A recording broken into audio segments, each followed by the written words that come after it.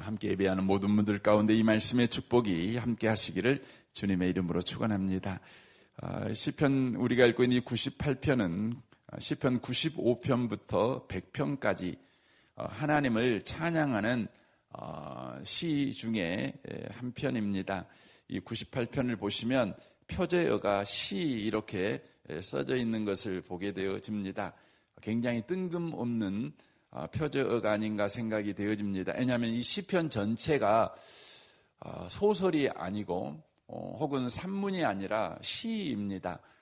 그런데 누구나 다 시편은 시인 줄 알고 있는데 표제에다가 시 이렇게 써놓으므로 쓸데없이 써놨다 이런 느낌을 우리로 갖게 합니다. 하지만 이 시라고 써져 있는 이 단어가 우리 한글로는 그냥 시 이렇게 읽혀지지만 원문에서는 이 뜻이 손가락으로 튕기다라는 뜻을 가지고 있습니다. 이 의미는 바로 이 시편 98편이 이 손가락으로 이렇게 튕긴다는 것은 악기를 바로 연주한다는 의미이지요. 그래서 시편 98편은 악기와 함께 하나님을 노래하는 시다. 이렇게 여러분이 이해하시면 되겠습니다. 이 시편 98편은 그 첫 마디가 새 노래로 여호와께 찬송하라 이렇게 시작을 하고 있습니다. 시편 96편에서도 1절에 새 노래로 여호와께 노래하라 이렇게 말을 하고 있습니다. 우리는 하나님께 새 노래로 찬양해야 된다 이렇게 성경이 이 말씀을 하고 있습니다. 새 노래가 무엇일까요?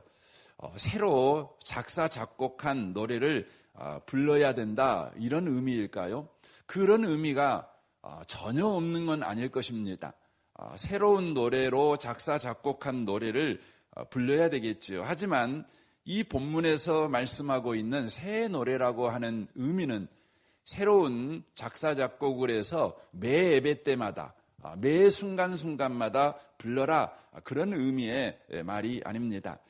성경에서는 새 노래라고 할 때는 신분이 새로운 사람이 부르는 노래를 새 노래라고 일단 이야기를 합니다.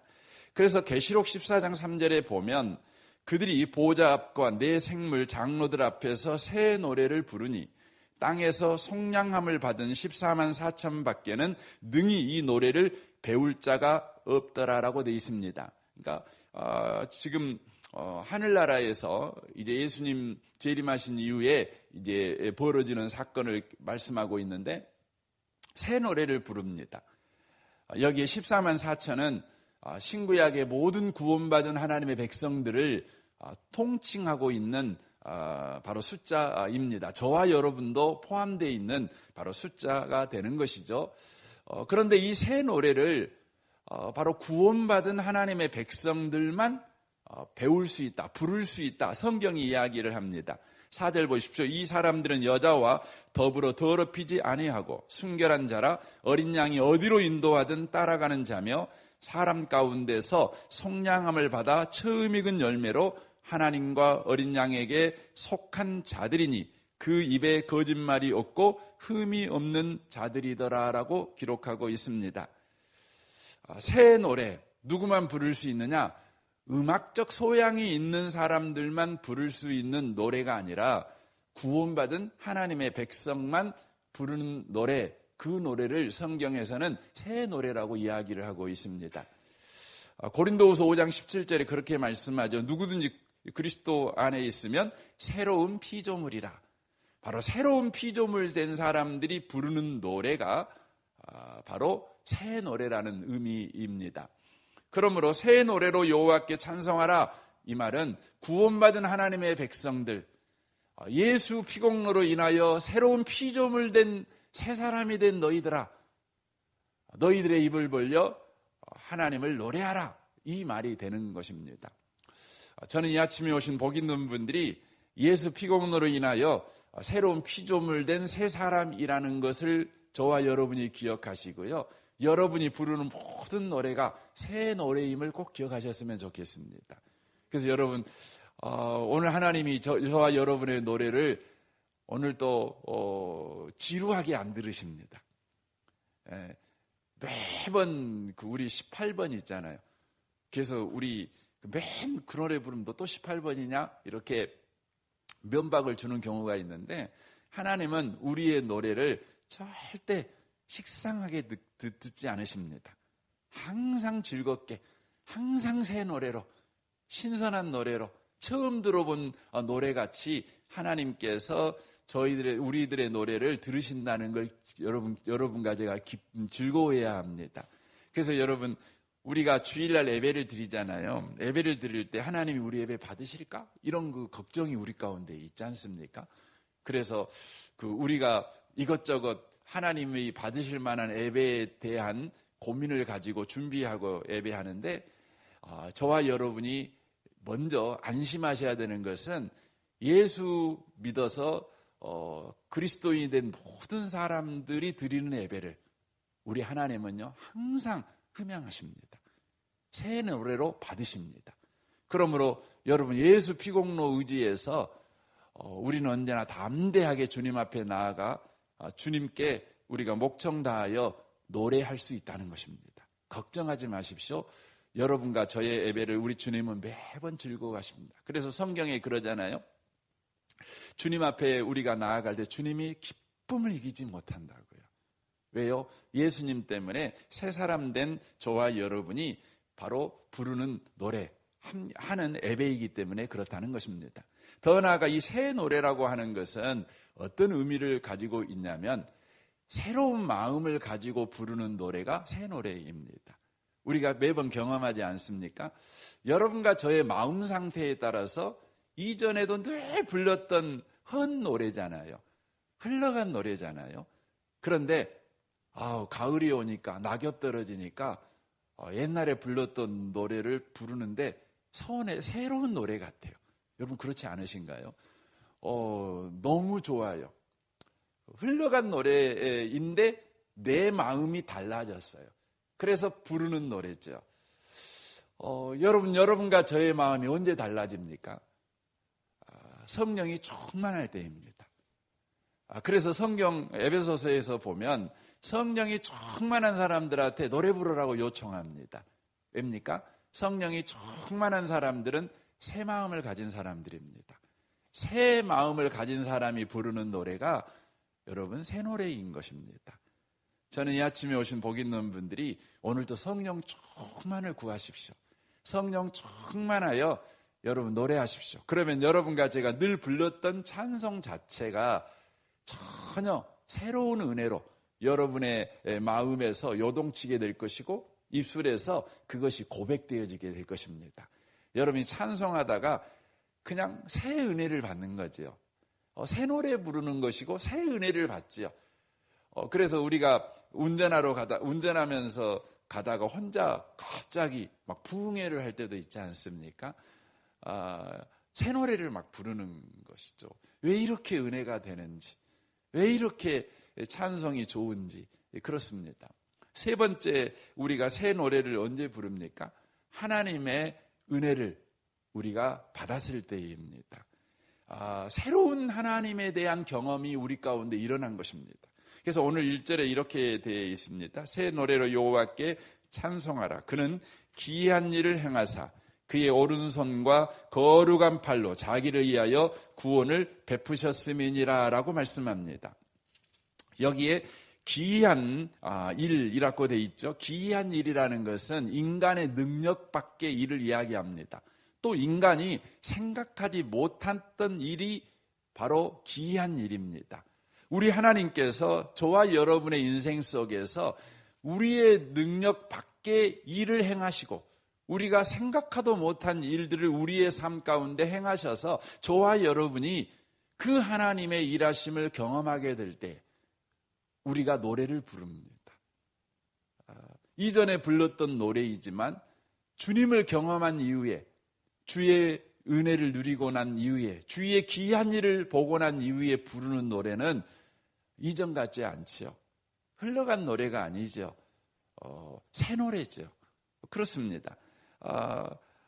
바로 여기에서 그렇게 말씀하고 계시는 것이죠. 2절 보십시오. 여호와께서 그의 구원을 알게 하시며 그의 공의를 문 나라의 목전에서 명백히 나타내셨도다라고 말씀하고 있습니다.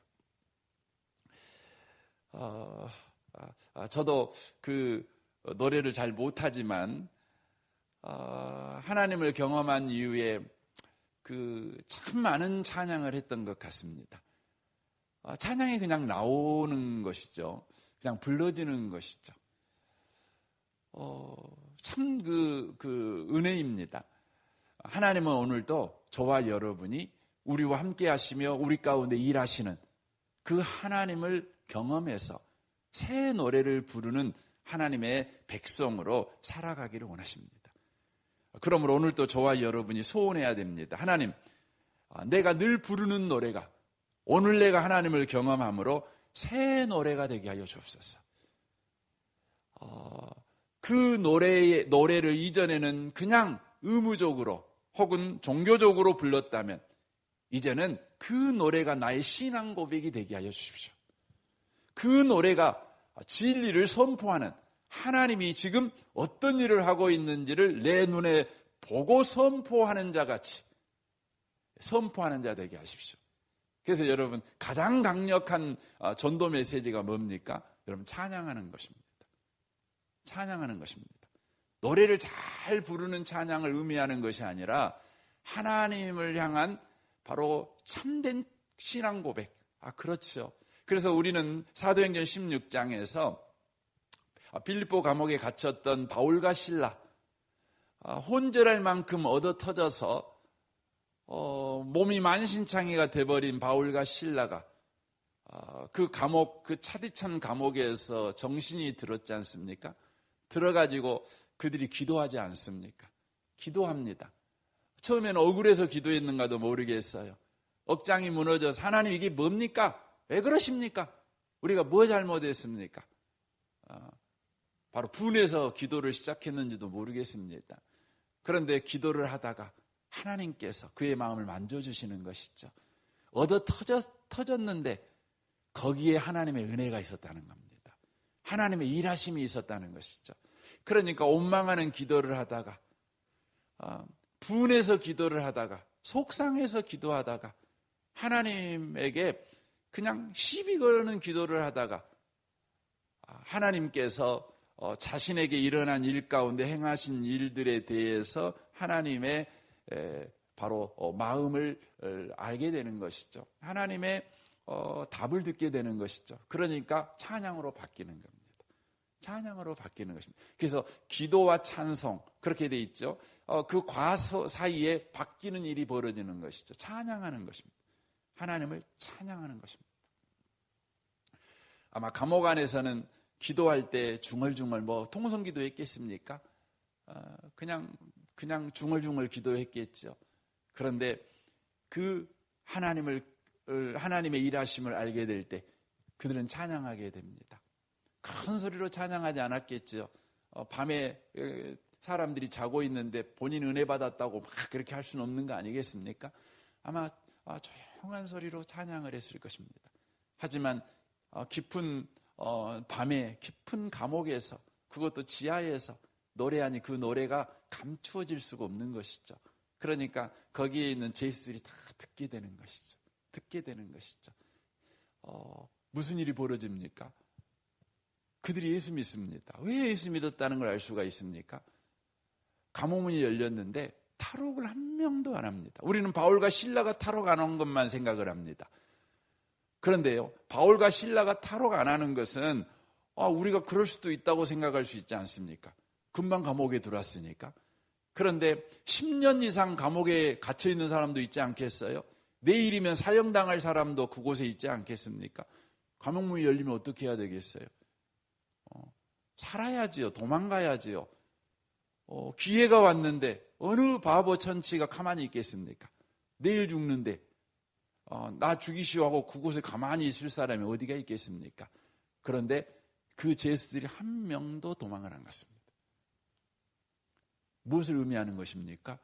바울과 실라를 통해 선포된 새 노래, 하나님이 누구이신지가 선포되는 그 선포를 통해서 그들이 그 하나님을 받아들인 것입니다. 그러니 감옥이 뭐가 된 것입니까? 천국이 된 것입니다.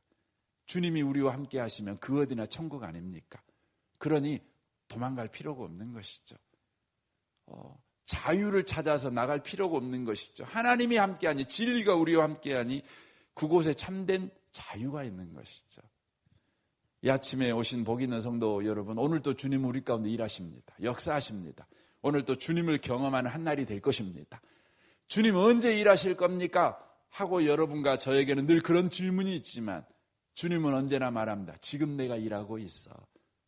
너의 심장에 손을 대봐. 네가 수고하지 않았는데도 심장 뛰잖아. 네가 심장 뛰라고 심장에게 명령하지 않았는데도 심장이 뛰고 있잖아. 내가 일하고 있는 거야. 주님을 노래해라. 새 노래를 해라. 이렇게 말씀하고 있는 것입니다. 3절 보십시오. 그가 이스라엘 집에 베푸신 인자와 성실을 기억하셨으므로 땅끝까지 이르는 모든 것이 우리 하나님의 구원을 보았도다. 특별히 이 이야기는 역사적 사건을 기록해 놓고 있는데 이것은 출애굽 사건을 기록해 놓고 있는 것입니다. 당시에 세계 최강국인 이집트에서 하나님께서 종된 노예된 이스라엘을 끄집어내었습니다. 인간의 방법으로는 끄집어낼 방법이 없습니다. 방법이 없습니다. 지금 미얀마에서 많은 사람들이 죽습니다. 미얀마 군부가 강력한 무기를 가지고 비무장의 여러분 백성들을 그냥 총으로 쏴 죽이는 것이죠. 심지어 유탄 발사기라고 해갖고 그냥 앞에다가 폭탄을 장착한 총을 그냥 쏴가지고 사람을 죽이는 일을 지금 하고 있지 않습니까? 그럼에도 불구하고 그곳에서 여러분 그 백성을 구원해내지 못합니다. 미국이라는 세계 최강국이 있는데도요 구원해내지 못합니다. 왜 구원해내지 못할까요? 여러분 한 나라가 아무리 약해도 다른 나라가 들어와서 여러분 구원한다는 건 쉬운 일이 아닙니다. 여러분 그런데 최강국인 애굽에 그것도 노예입니다. 어느 나라나 노예 처분은 주인이 알아서 하는 것입니다. 그러므로 노예를 그렇게 혹독하게 다뤘다 그래서 바깥 사람들이 왜 노예를 그렇게 혹독하게 다루냐고, 왜 인권을 박살하냐고 그렇게 말할 수는 없습니다.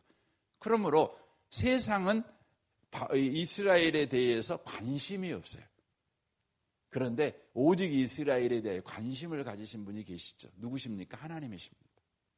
하나님만은 이스라엘에게 관심이 있으셨어요. 그래서 어떻게 하십니까? 그 크신 능력을 바로 자신의 이익을 따라서 하나님이 일하시지 않습니다. 인자와 성품을 따라서, 약속을 따라서 하나님이 일하십니다.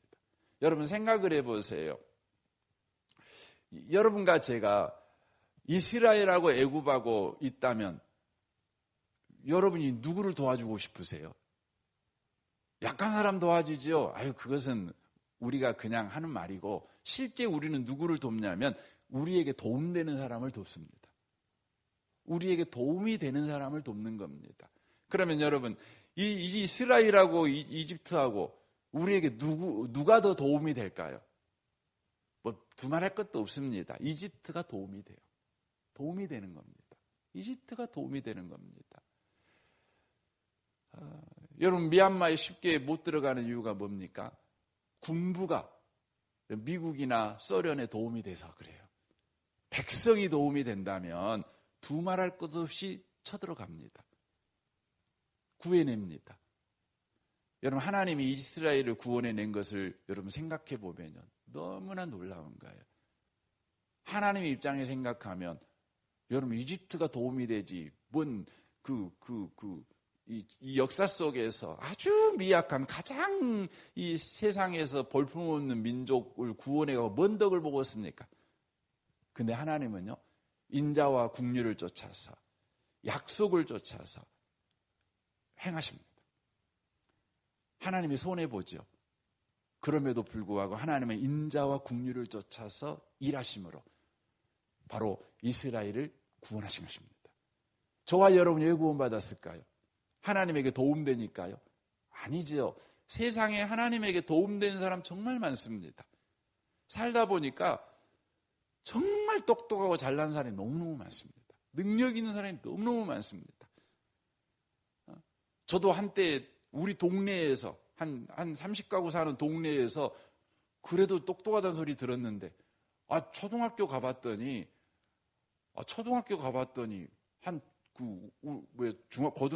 초등학생들이 몇 명이나 모입니까? 거의 어렸을 때는 우리 1000명씩 막 모이지 않습니까? 저도 막 70몇 번 그랬던 기억이 납니다. 갔더니 덜 똑똑하더라고요. 중학교 갔더니 덜 똑똑하더라고요. 고등학교 갔더니 더 많이 붙어야 돼. 세상은 너무나 넓고 너무 잘나고 똑똑하고 대단한 사람들이 많습니다. 우리 집에서는 내가 똑똑했거든요. 우리 6째에서는 6째 나밖에 없으니까 내가 제일 똑똑했거든요. 근데 세상에 나와보니까 안 그러더라고요. 여러분, 그런 우리를 구원하셨습니다. 하나님이 인자와 국률로 구원하셨습니다. 성실로 구원하셨습니다. 그거 생각하니까 노래가 나오는 겁니다. 너무 감사한 겁니다. 이 아침에 오신 복 있는 성도 여러분, 우리는 오늘도 새 노래를 부를 신분을 가지고 있는 사람이고, 새 노래를 부를 수 있는 성령의 사람이고, 새 노래를 부를 수 있는 하나님의 구원의 손이 지금 역사하고 있는 인생을 살고 있는 사람들입니다. 오늘 저와 여러분에게 과연 새 노래가 불러지는 그런 복 있는 하루가 되시기를 주님의 이름으로 축원합니다. 아멘. 우리 같이 기도하겠습니다.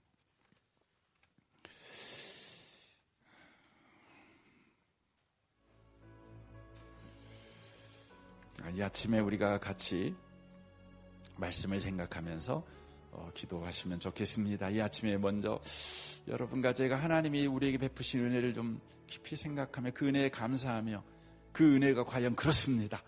하나님이 나를 구원하셨습니다. 나는 그런 은혜를 받은 자입니다. 그렇게 하나님 앞에 먼저 고백하는 시간을 가지시면 참 좋겠다. 그런 생각도 들어집니다. 오늘 수요일입니다. 수요 예배를 위해 기도해 주십시오. 또 성도들의 가정과 직장과 또 자녀들을 위해서 또 모든 관계를 위해서 기도해 주십시오.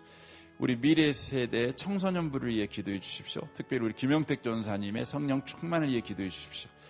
이 나라와 이 민족과 북한과 열방과 특별히 오늘 미얀마를 위해서도 여러분 기도해 주시면 좋겠습니다. 우리 좋으신 주님께 이 아침에 우리 통성으로 구하겠습니다. 기도하겠습니다.